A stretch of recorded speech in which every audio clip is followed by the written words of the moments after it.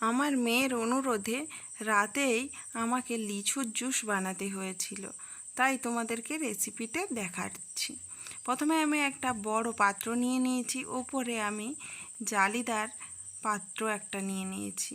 তোমরা চাইলে স্ট্রেনার ব্যবহার করতে পারো, বা বাড়িতে স্ট্রেনার না থাকলে তা এমনি ভালো সুতির কাপড় ব্যবহার করতে পারো।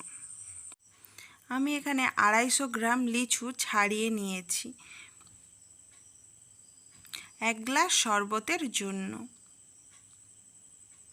এইভাবে লিচুর খোসা ও বিচে ছাড়িয়ে ভালোভাবে পরিষ্কার করে নিয়ে একটা চামচের সাহায্যে এইভাবে ম্যাশ করে নিচ্ছি। সমস্ত লিচু ভালোভাবে ধরে ধরে একটা একটা ম্যাশ করে নিয়েছি।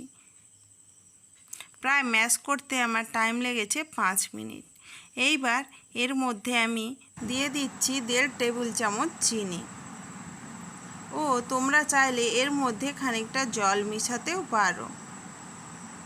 আমি কোনো রকম জল মিশাচ্ছি না, চিনি অ্যাড করেছি। এইবার এর মধ্যে দিয়ে দিচ্ছি প্রায় 1/4 চামচ লেবুর রস, যেটা লিচুর জুসের আরও স্বাদ বাড়াবে, ও কয়েক টুকরো বরফ কুচি।